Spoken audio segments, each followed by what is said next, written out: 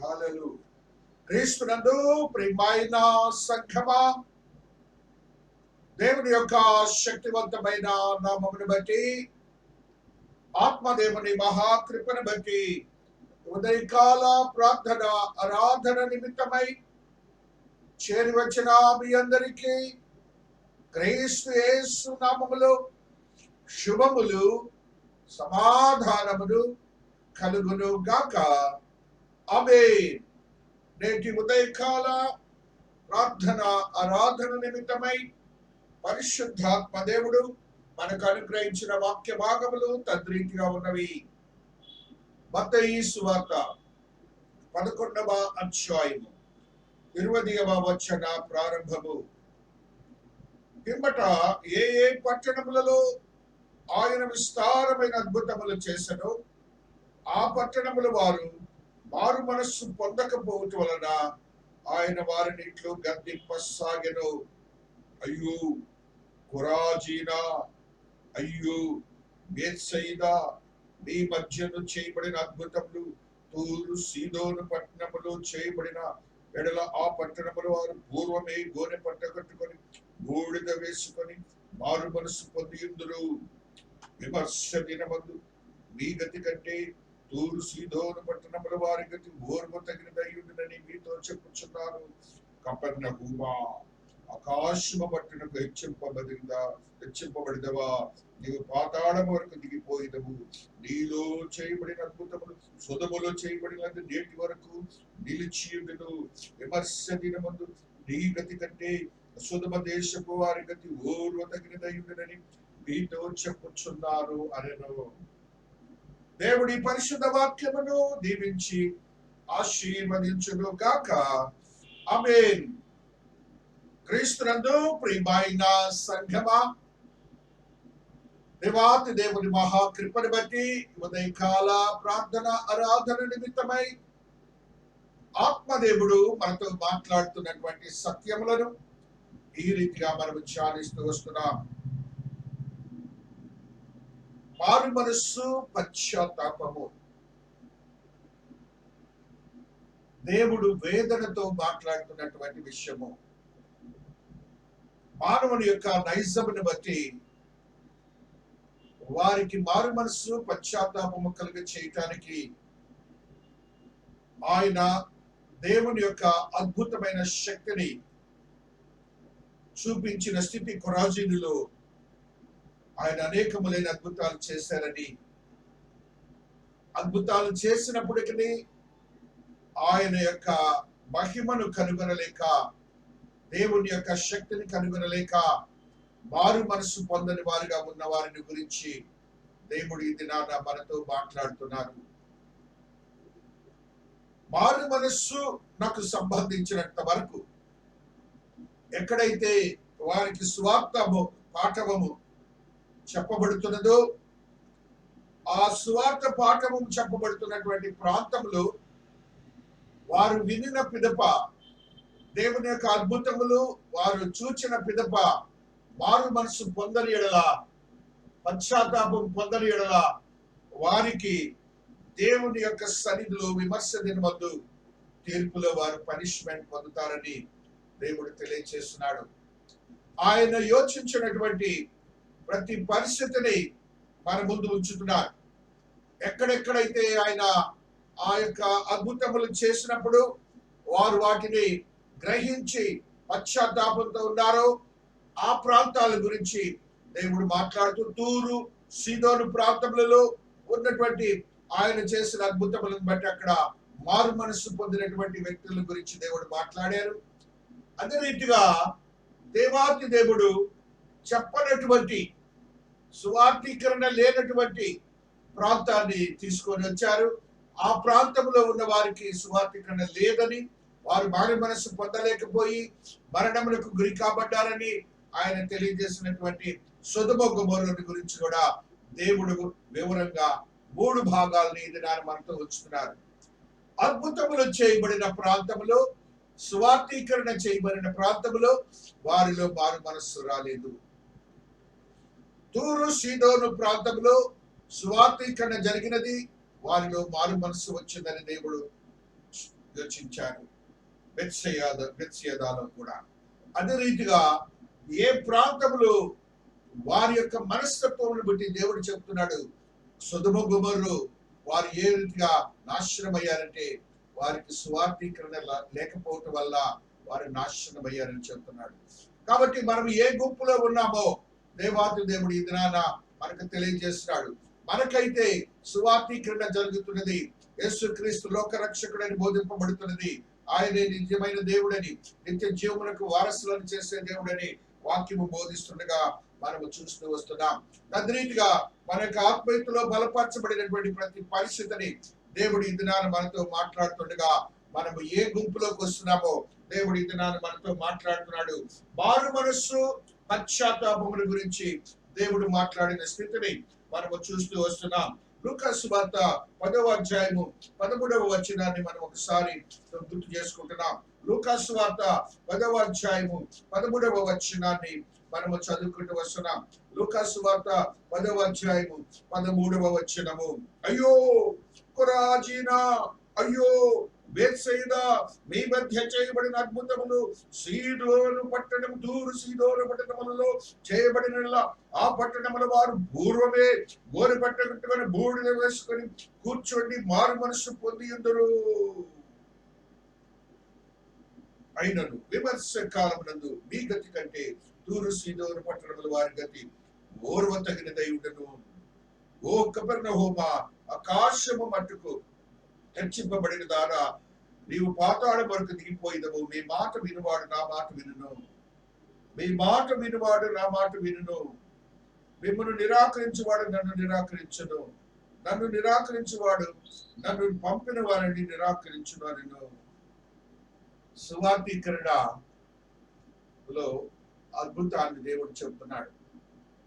యేసయ్య మాటను విన్నవారు తండ్రి అయిన దేవుని మాట విన్నట్టే. యేసయ్య నిరాకరించిన వారు మనము తండ్రి అయిన దేవుని నిరాకరించినట్టే. ఒకవేళ నన్ను నిరాకరిస్తే, నా సువార్తను మీరు వినకపోతే యేసయ్యను నిరాకరించినట్లని ఆయన ఇదిన కొన్ని సత్యాలను మనకు తెలియజేసిన స్థితిని మనం చూస్తూ వస్తున్నాం.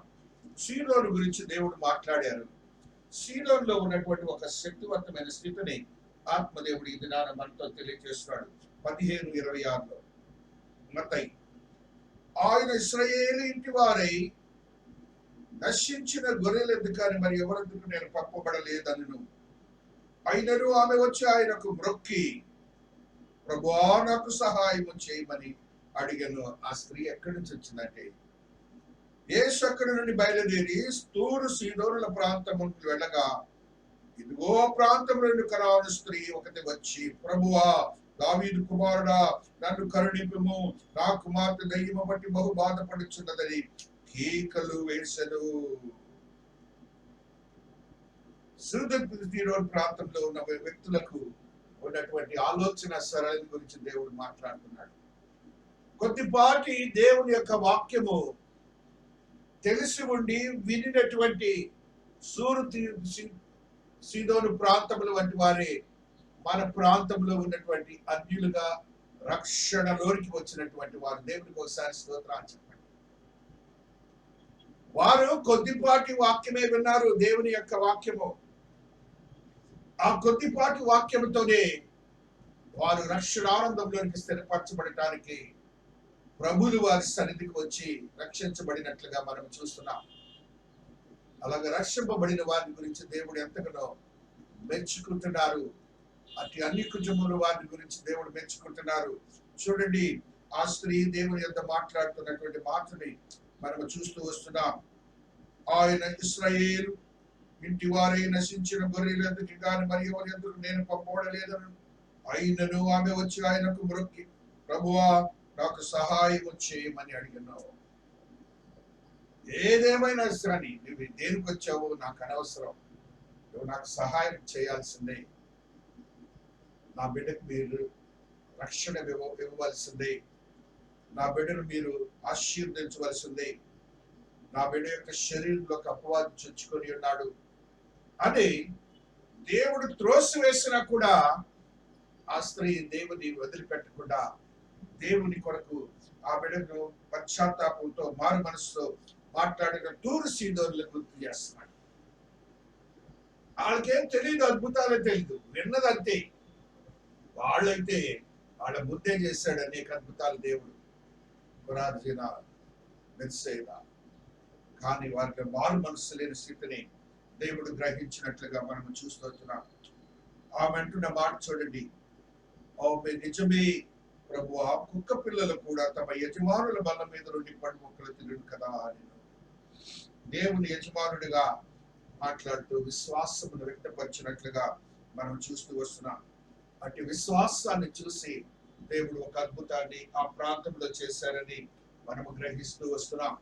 మనము కూడా అనేకమైనటువంటి అద్భుతాలు మన సంఘాల్లో పరిశుద్ధాత్మ వరములతో నింపబడినటువంటి యాజకుల ద్వారా అటు విశ్వాసతను బట్టి వారికి జబ్బులు నయమవటం కానీ, కుటుంబాల సమస్యలు విడుదల కావటం కానీ అనేకం జరుగుతాయి.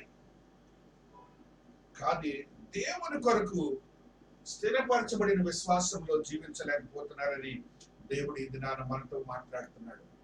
How is that will have to extend our glorified faith towards God. మనము ఆనాటిగా ఉంటున్నామా అని దేవుడి దినాన మనల్ని ప్రశ్నిస్తున్నట్టుగా మనము చూస్తూ వస్తున్నాం. ఆ బెత్సెయదాలో దేవాతి దేవుడు చేసినటువంటి అద్భుతమైన కార్యాలను కూడా మనం చూస్తున్నాం. మార్కు సువార్త 8వ అధ్యాయంలో ఒక సత్యాన్ని చదువుతూ వస్తున్నాం. మార్కు సువార్త 8వ అధ్యాయము 22. అందులో వారు బెత్సెయదాకు వచ్చిరి. అప్పుడు అక్కడ వారు ఆయన వద్దకు ఒక బ్రిడ్డి వారిని తోడుకొని వచ్చి వారి కొట్టవలనని ఆయన వేడుకొనని ఆయన బ్రిడ్డివారిని చేయబట్టుకొని ఊరు వెలుపలకు తీసుకొని పోయి వాని కన్నుల మీద ఉమ్మి వేసి వాని మీద చేతులు నీకేమైనా కడపడుచున్నదా. ఆ బెత్సైదా వాళ్ళేమో ఆయన వచ్చాడో లేదో దగ్గరికి వెళ్ళి ఆయన యొక్క శక్తివంతమైన స్థితిని కనుగొని వారు ఎంతగానో ఉత్సాహంతో దేవుని యొక్క అద్భుతమైన కార్యములు చూసిన వారుగా ఉంటున్నారు. నీవు ఊరిలోనికి వెళ్ళొద్దని చెప్పి వారి ఇంటికి పంపివేసెను. దేవాతి దేవుడు తన అద్భుతమైన కార్యములు చేసిన గ్రామాల గురించి, పట్టణాల గురించి చెప్తున్నాడు. అద్భుతమైన కార్యములు జరగనటువంటి పట్టణాల గురించి మాట్లాడారు. విమర్శ దిన ముందు వారికి ఉండే సమస్యల గురించి కూడా మాట్లాడినట్టుగా మనం చూస్తున్నాం. కాబట్టి క్రీస్తునందు ప్రియమైనటువంటి వారు, మన యొక్క ఆత్మీయత ఏ రీతిగా ఉన్నది అని దేవాతి దేవుడు ఈ దినాన మనతో మాట్లాడుతున్నాడు. మన యొక్క మారు మనస్సు, పశ్చాత్తాపము ఏ రీతిగా ఉన్నది, దేవునికి స్థిరపరచబడినటువంటి విశ్వాసులుగా సంఘములు బలపరచబడి జీవిస్తున్నామా, లేక మనముగా ఆ కొద్దిసేపే దేవుని కొరకు మన జీవితాలను గడుపుతున్నామని దేవుడు ఈ దినాన్ని మనతో మాట్లాడుతున్న స్థితిని మనము చూస్తున్నాం. 1 రాజులు 22:19 ఉన్న మాటను చదువుకుంటూ వస్తున్నాం. యెహోవా సెలవిచ్చిన మాట ఆలకించు. యెహోవా సింహాసనాసీనుడై ఉండగా పరలోక సైన్యమంతయు ఆయన కుడి పార్శ్వమున ఎడమ పార్శ్వమున నిలిచి ఉండట నేను చూచితిని.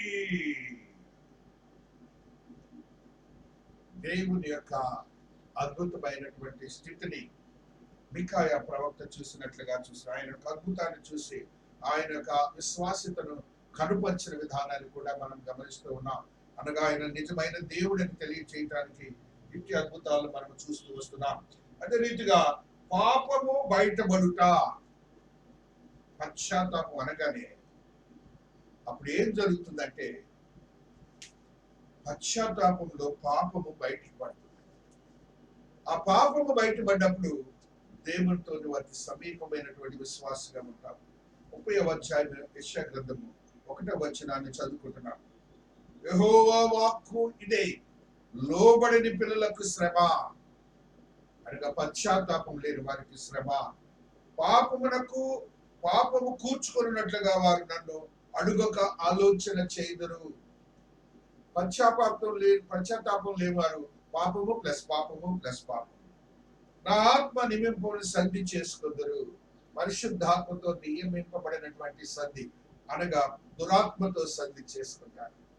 పశ్చాత్తాపము లేకపోతే ఏం చేస్తారంట? పాపము, లేకపోతే దురాత్మతో సంధి, దేవునితో సంధి చేసుకునే స్థితి ఉండదని ఆత్మదేవుడు మాట్లాడుతున్న స్థితిని మనం చూస్తున్నాం. హెజ్కేల్ భక్తుడు 16వ అధ్యాయం 39వ వచనాన్ని కూడా చదువుకుంటూ వస్తున్నాం. యెహెజ్కేలు భక్తుడు 16వ అధ్యాయం 39వ వచనము, వారి చేతికి నిన్ను అప్పగించెదను, నీవు కట్టిన గుళ్లను వారు పడద్రోసి నీవు నిలవబెట్టిన బలిపీఠములను ఓడబెరికి నీ బట్టలను తీసివేసి నీ సొగసైన ఆభరణములు తీసుకొని నిన్ను దిగంబరునిగా వస్త్రహీనులుగా చేయుదురు. వారు నీ మీద సమూహములు రప్పించి నిన్ను రాళ్లతో కొట్టి చంపుదురు, కత్తుల చేత నిన్ను పొడిచి. వారి యొక్క మనస్తత్వం ఏమిటంటే దేవుని యాజకుల్ని, దేవునికి సంబంధించినటువంటి పరిచారకుల్ని, కాపరుల్ని విమర్శించి ఇబ్బంది పెట్టే మనస్తత్వాలు ఉంటాయి. పాపము వారి జీవితంలో బయటపడాలి అంటే మొట్టమొదటిగా మనం చేయాల్సింది పశ్చాత్తాపము. నెక్స్ట్ వారి యొక్క హృదయ కాఠిన్యం గురించి మాట్లాడుతున్నాడు. 3వ అధ్యాయము 13వ వచనాన్ని హెబ్రీయులకు రాసిన పత్రికలో చదువుకుంటూ వస్తున్నాం. హెబ్రీయులకు రాసిన పత్రిక 3వ అధ్యాయము 13వ వచనాన్ని చదువుకుంటూ వస్తున్నాం. హల్లెలూయా, హల్లెలూయా. నేడు మీరు ఆయన శబ్దములు వినినేడల కోపము పుట్టించినప్పటి వలె మీ హృదయములను కఠినపరచుకొనుకుడని ఆయన చెప్పాను కనుక పాపము వల్ల కలుగు భ్రమ చేత మీలో ఎవడను కఠినపరచబడకున్నట్లు నేడు అనబడి సమయపడనే ప్రతి దినము ఒకరినొకడు బుద్ధి చెప్పుకొనుడి. ఏలనగా మొదటి నుండి మనకున్న దృఢ విశ్వాసం అంతము మట్టుకు గట్టిగా చేపట్టినట్లనే క్రీస్తులో పాలివారమై ఉందము. పాపము చేత హృదయము కాఠిన్యము చెందుతుంది. కాబట్టి ఆయన అంటున్నారు, నీవు క్రీస్తులో పాలివారివై ఉండాలంటే హృదయ కాఠిన్యం నుంచి బయటకు రమ్మంటున్నాడు. పాపం వల్ల భ్రమ, అందులో ఆనందం ఉంటుంది, ఒకలాంటి మనస్తత్వం వస్తుంది. దానిలో నుంచి నువ్వు బయటకు రావాలని ఆత్మదేవుడు ఇది రాన నీతో నాతో మాట్లాడుతున్నాడు. రోమీయులకు రాసిన పత్రిక 2వ అధ్యాయం 5వ, నీ కాఠిన్యమును మార్పు పొందని నీ హృదయమును అనుసరించి ఉగ్రత దినమందు అనగా దేవుని న్యాయమైన తీర్పు బయలుపరచబడి దినమందు నీకు నీవే ఉగ్రతను సమకూర్చుకొనిచున్నావు. పాపం వల్ల హృదయ కాఠిన్యం వస్తుంది, అందులో ఒక భ్రమ ఉంటుంది. ఆ భ్రమ వల్ల నువ్వేం చేస్తున్నావు, ఉగ్రత దినమందు నీవు పనిష్మెంట్ పొందుతావని దేవుడి నాతో నీతో మాట్లాడుతున్న స్థితిని మనము చూస్తూ వస్తున్నాం. ఇర్మియా భక్తుడు కూడా ఒక సత్యాన్ని మనకు తెలియజేస్తున్నాడు. 3వ అధ్యాయంలో ఉన్న సత్యాన్ని ఈ రీతిగా మనం చదువుకుంటూ వస్తున్నాం. ఇర్మియా 3:7లో ఉన్నటువంటి సత్యాన్ని 3వ వచనాన్ని చదువుకుంటున్నాం. 3, ఈ స్థలము యెహోవా ఆలయము, ఈ స్థలము యెహోవా ఆలయము, ఈ స్థలము యెహోవా ఆలయమని మీరు చెప్పుకొనుచున్నారే, ఈ మోసకరమైన మాటలు ఆధారం చేసుకొనకుడి. దేవుని ఆలయానికి వచ్చి ఏ విధమైన పాపంతో కూడిన భ్రమలో ఉంటే, కాఠిన్యం కలవారమై ఉంటే, పాపం అనే బయటపడకుండా ఉంటే, పశ్చాత్తాపం లేకుండా ఉంటే దేవుడు మనతో మాట్లాడే స్థితిని మనము గమనించాలని పరిశుద్ధాత్మ దేవుడు తెలియజేస్తున్నాడు. కీర్తనాకారుడు తన యొక్క జీవితంలో ఏర్పడినటువంటి పరిస్థితిని బట్టి ఆయన ప్రార్థనా విధానాలు, ఆయన మాట్లాడిన మాటలు కూడా ఒకసారి సాక్ష్యంగా గుర్తుపెట్టుకుందాం. 95వ అధ్యాయములో ఉన్న సత్యాన్ని ఈ రీతిగా చదువుకుంటూ వస్తున్నాం. అరణ్యమందు మెరీబా వద్ద మీరు కఠినపరుచుకున్నట్లు, అస్పాదిన మందు మీరు కఠినపరుచుకున్నట్లు మీ హృదయములను కఠినపరుచుకొనుకుడి. ఏం చేశారు అక్కడ వాళ్ళు? మెరీబా యొక్క మత్సవ దినమందు హృదయాలు కఠినపరుచుకున్నారు. అంటే దేవునికి విరోధమైనటువంటి మాటలు మాట్లాడటం, హృదయంలో కఠినపరచుకోవటం అంటే ఆ రీతిగా మనం ఉండకూడదని దేవుడు మాట్లాడుతున్నాడు. సడగు కొనుట, యెషయా గ్రంథము 29వ అధ్యాయంలో ఉన్న సత్యాన్ని చదువుకుంటున్నాం. 29, 24లో సడగుకునే మనస్తత్వము విశ్వాసులకు ఉండకూడదు. 24, చంచల బుద్ధి కలవారు వివేకులగుదురు, సడుగు వారు ఉపదేశములకు లోబడుదురు. నువ్వు ఎప్పుడైతే పశ్చాత్తాపము మారు మనసుతో ఉన్నావంటే, సడగుకునే మనస్తత్వము, అలాగనే చంచల బుద్ధి, వాక్యములో ఉన్న సత్యాలను బోధించే కాపరి, బోధించే బోధకుని యొక్క మాటలే వినాలి, కానీ ఆయా మాటలు మనం వెళ్ళకూడదు. వెళ్ళామంటే ఇలాంటి పరిస్థితులే ఉంటాయి. కాబట్టి చంచలమైన బుద్ధి ఉండకూడదు. మనకి సడగు కొడుక, శోధించుట, ఇలాంటి పరిస్థితులు మనలో ఉండకూడదని పరిశుద్ధాత్మ దేవుడు ఈ దినాన మనకు తెలియజేస్తున్నాడు. 1 కొరింథీ 13లో ఉన్న సత్యాన్ని 13వ వచనాన్ని కూడా చదువుకుంటూ వస్తున్నాం. 13 హల్లెలూయా. విశ్వాసము, నిరీక్షణ, ప్రేమ, ఈ మూడు వీటిలో శ్రేష్టమైనది ప్రేమయే. సడుగు కొనుట, శోధించటంలో ప్రేమను కోల్పోవటం, ఆ ప్రేమను కోల్పోవటంలో మనము శ్రేష్టమైన దాన్ని కోల్పోతే నీవు పశ్చాత్తాపంలో లేవని దేవుడు తెలియజేస్తున్నాడు. యెషయా భక్తుడు పశ్చాత్తాపం గురించి ఒక నిర్వచనాన్ని తెలియజేస్తున్నాడు. ఈ రీతిగా చదువుకుంటున్నాం. 22వ అధ్యాయంలో ఉన్న సత్యాన్ని ఈ రీతిగా మనం చదువుకుంటూ వస్తున్నాం. యెషయా 22లో ఉన్న సత్యము 12వ వచనాన్ని చదువుకుంటూ వస్తున్నాం. ఆ దినమున ఏడ్చుటకు, అంగలార్చుటకును, తల జోడి బోడి చేసుకుని గోనె పట్ట కట్టుకున్నటకును సైన్యములకు అధిపతి ప్రభువా మిమ్మల్ని పిలువగా, రేపు చచ్చిపోదు కనుక తిందుము త్రాగుదు అని చెప్పి ఎడ్లను వధించు, గొర్రెలను కోయించు, మాంసంతో ద్రాక్షాలను త్రాగచ్చు, మీరు సంతోషించి ఉత్సహించదు. పశ్చాత్తాపం లేని మనస్సు, ఆ రీతిగా మనం ఉండకూడదని దేవాతి దేవుడు తిండి మన పర్సనల్ యాక్టివిటీస్ కి ప్రాధాన్యత ఇవ్వకూడదని దేవుడు ఇదనాన మనతో మాట్లాడుతున్న స్థితిని మనం చూస్తున్నాం. హోషేయలో ఒక సత్యాన్ని ఆత్మదేవుడు తెలియజేస్తున్నాడు. హోషేయ భక్తుడు ఈ రీతిగా నీతో నాతో మాట్లాడుతూ వస్తున్నాడు. హల్లెలూయా, హల్లెలూయా. 14వ అధ్యాయము 2వ వచనాన్ని చదువుకుంటూ వస్తున్నా. మాటలు సిద్ధపరచుకొని యెహోవా వద్దకు తిరుగుడి, మీకు ఆయనతో మీరు ఆయనతో చెప్పవలసింది ఏదనగా, మా పాపములన్నిటినీ పరిహరింపము, ఎడ్లకు బదులుగా నీకు మా పెదవులను అర్పించుచున్నాము, నీవు అంగీకరించవలసింది అవే మాకున్నవి. దేవునికి అర్పించవలసింది దేవుని మాట్లాడటం, స్తోత్రించటం.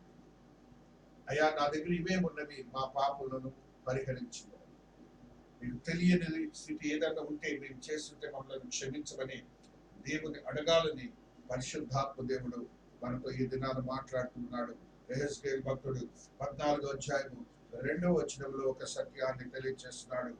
యెహోవా వాక్కు నాకు ప్రత్యక్షమై ఇలాగ సెలవిచ్చాను, నరపుత్రుడా, ఈ మనుషులు తమ హృదయములో విగ్రహములనే నిలుపుకొని దోషం పుట్టించి అభ్యంతరములు తమ ఎదుటనే పెట్టుకొని ఉన్నారు. మీరు నా యొద్ద ఏమైనా విచారణ చేయదగున్నారు? ఈ పాపం మనలో ఉంచుకొని ఇంకను విగ్రహాలతో మనం పోతే, అనగా పర్సనల్ మన బాలకీన పరిస్థితుల్లోకి వెళ్ళి దేవుని దగ్గరికి వెళ్తే ఆ దేవుడు ఏమన్నా పశ్చాత్తాపం అంటాడా అని దేవాది దేవుడు మాట్లాడుతూ వస్తున్నాడు. నిర్లక్ష్య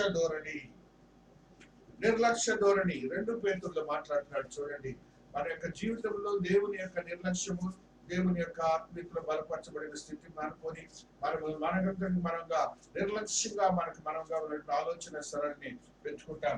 2 పేతురు 2:10లో ఒక సత్యాన్ని ఆత్మదేవుడు తెలియజేస్తున్నాడు. భక్తులను శోధనలోని తప్పించుటకును, దుర్నీతి పరులను ముఖ్యముగా బలీయమైన దురాశ కలిగి శరీరసారంగా నడుచుకొనుచు, ప్రభుత్వమును నిరాకరించుచు, శిక్షలో ఉంచబడిన వారిని తీర్పు దినం వరకు కావలిలో ఉంచుటకు ప్రభు సమర్థుడు. వీరు తెగువ గల వారును స్వేచ్ఛాపరులైన మహాత్ములను దూషింపగలుగుతున్నారు. స్వేచ్ఛాపరులైన మహాత్ములను దూషింప వెరువకై ఉన్నారు. ఎలాంటి మనస్తత్వం అంటే నిర్లక్ష్యం. దైవజనులు అంటే నిర్లక్ష్యం, పిచ్చి మాట్లాడతారు. సంఘం అంటే నిర్లక్ష్యం, దేవుని యొక్క ఆత్మీయత అంటే నిర్లక్ష్యం. అనగా నీ పర్సనల్ యాక్టివిటీస్ కంటే ప్రాధాన్యత ఇస్తే అది నిర్లక్ష్యం కాదు. ఆ రీతిగా మన యొక్క ఆత్మీయతను బలపరుచుకొని మనం జీవించాలని పరిశుద్ధాత్మ దేవుడు మనతో ఈ దినాలు మాట్లాడుతూ వస్తున్నాడు. ప్రకటనకారుడు 20:12లో ఒక సత్యాన్ని మనకు తెలియజేస్తూ ఉన్నారు. మనము మరియు గొప్పవారేమి కొద్ది వారమి ముతుల వారిని సింహాసనం ఎదుట నిలిచి ఉండట చూచితది. అప్పుడు గ్రంథములు విప్పబడెను, మరియు జీవ గ్రంథము ఒక వేరు గ్రంథం విప్పబడెను. ఆ గ్రంథములందు రాయబడిన వాటిని గుర్తు తమ క్రియలకు తీర్పులు పొందని దేవుడు చెప్తున్న మాట. నిజమైన పశ్చాత్తాపం, కఠినమైన మనసుతో ఉండి సడుగుకునే మనస్తత్వము, పశ్చాత్తాపం లేని మనస్తత్వము, పాపమును ఉంచుకునే మనస్తత్వము, దేవుని నిర్లక్ష్యం చేసే మనస్తత్వము, ఇవన్నీ కూడా దేవునికి ఇష్టం లేనివని దేవుడు ఇది నాన్న మనతో మాట్లాడుతున్నాడు. యోధా పత్రిక 15లో ఒక సత్యాన్ని చదువుకుంటూ వస్తున్నాం. ఆదాము మొదలుకొని 7వ వాడైన హనోకు కూడా వీరిని గూర్చి ప్రవచించి ఇట్లా, ఇదిగో అందరికి తీర్పు తీర్చుటకు వారిలో భక్తి హీనులందరినీ భక్తిహీనముగా చేసిన వారి భక్తిహీన క్రియలకు వచ్చి భక్తిహీనులైన పాపులు విరోధముగా చెప్పబడిన కఠినమైన మాటలను వచ్చి పరివారం ప్రభువు వేల పరిశుద్ధ పరివారంతో వచ్చాను. వారు తమ దురాశల చొప్పున నడుచుతూ లాభం నిమిత్తం మనుషులను కొనియాడుచు సడుగువారును తమ గతిని గురించి నిందించువారనై ఉన్నారు. వారి నోరు డంబమైన మాటలు పలుకులు. ఇదే ఇప్పుడు జరుగుతుంది కరోనా డేస్ లో. భక్తిహీనులతో వెళ్ళిపోయారు. ఆయన ఏమంటున్నాడు దేవుడు, వాళ్ళు ఏం చేస్తున్నారంట చూడండి, ఎంత గొప్పగా మాట్లాడుతున్నాడు. వారు తమ దురాశల చొప్పున నడుచుచు లాభము నిమిత్తము మనుషులను కొనియాడుచు సడుగువారును తమ గతిని గూర్చి నిందించు వారినై ఉన్నారు.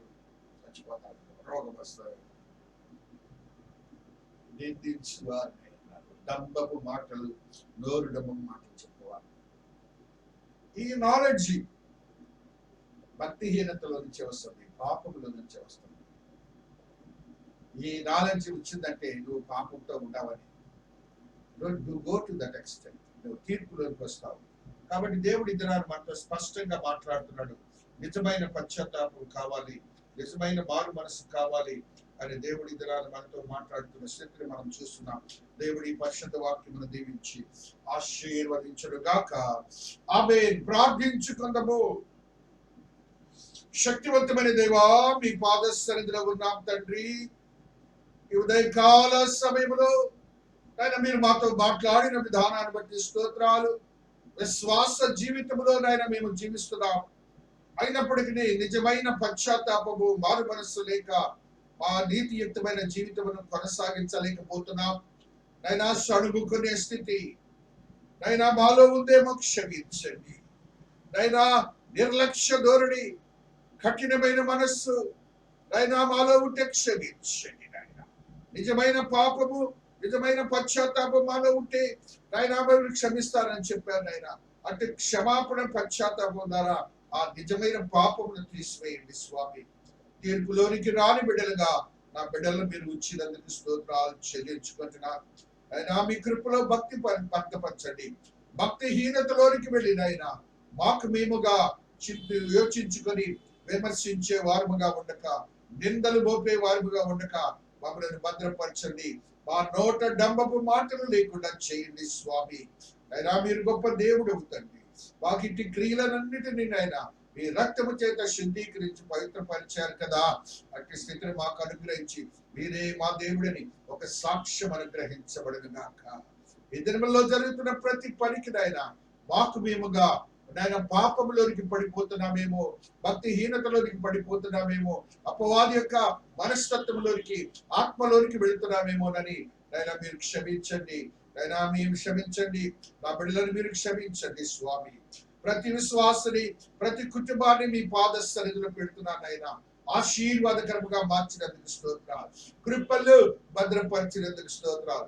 ఆత్మకార్యములే జరిగించినందుకు స్తోత్రాలు. నీతియుక్తమైన స్థితి నా బిడ్డలకు అనుగ్రహించినందుకు స్తోత్రాలు. మహాదేవుని మహాకృప సిద్ధీకరింపబడిన గాక.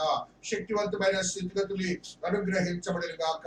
తల్లిదండ్రులకును బిడ్డలకును, బిడ్డలకును తల్లిదండ్రులకును, భర్తకును భార్యకును, భార్యకును భర్తకును శాంతిని, సమాధానాన్ని అనుగ్రహించిన దేవుడు గొప్పవాడని ఒక సాక్ష్యం అనుగ్రహించబడిన గాక. కృపా సత్య సంపూర్ణ దేవుడి మహోన్నతమైన కార్యములు జరిగించబడిన గాక. ఆత్మదేవుని ఆత్మశక్తి సిద్ధపరిచి స్థిరపరచబడిన గాక. నూతనమైన అనుభవాలతో కూడిన కుటుంబ జీవితాలు ఆత్మీయంగా బలపరచబడిన గాక. నిజమైనటువంటి మారు మనస్సు పశ్చాత్తాపంతో మేము జీవించే యోగ్యత అనుగ్రహించబడిన గాక. దేవాతి దేవుడు మాట్లాడిన ఆ విమర్శ కాలము నాకు మేము రాకుండా, సొదొమ గొమొర్రాలో చేసినా బాగుండేదే, గుంటూరులో చేసేదే అనే మాటలు రాకుండా నాయన మమ్మల్ని మీరు క్షమించినందుకు స్తోత్రాలు. అదే రీతిగా నాయన యవనస్తులకు మీరు ఇచ్చిన జ్ఞానమును బట్టి, చదువుని బట్టి, ఉద్యోగం బట్టి, వివాహం బట్టి, గర్భఫలమును బట్టి, అపవాదిని తరిమి వేసిన విధానాన్ని బట్టి స్తోత్రాలు. అనేక సంవత్సరాలుగా ఎదురు చూసిన గర్భములు తెరవబడిన గాక, వివాహములు జరిగించబడిన గాక, ఉద్యోగములు అనుగ్రహించబడిన గాక, శాంతిని సమాధానాన్ని స్థిరపరచబడిన గాక. అదే రీతిగా చిన్న బిడ్డలకు ఎదుగుదల, జ్ఞానము, వివేకము, దయచేయండి స్వామి. వృద్ధులకు మీరు ఇచ్చిన ఆదరణ బట్టి స్తోత్రాలు, ప్రార్థనా జీవితం బట్టి స్తోత్రాలు, అదే రీతిగా స్వస్థతను బట్టి స్తోత్రాలు. వారి వారి బిడ్డలు అనేక ప్రాంతాల్లో జీవిస్తున్నారు నాయన, క్షేమాన్ని దయచేయండి అయినా, క్షేమాన్ని దయచేయండి అయినా, ప్రవాదిని దూరపరచండి నైనా. ఉద్యోగములు కోల్పోయిన బిడ్డలు ఉన్నారు, ఉద్యోగములు స్థిరపరచండి నైనా. మీరు ఇచ్చినందుకు స్తోత్రాలు చెల్లించుకుంటున్నారు. కృపా సత్య సంపూర్ణమైన దేవుని మహోన్నతమైన కార్యములు ఆయా దేశంలో జీవిస్తున్న బిడ్డలకు అనుగ్రహించి క్షేమమైన సమాచారములు వాళ్ళ తల్లిదండ్రులకు అనుగ్రహించబడిన గాక.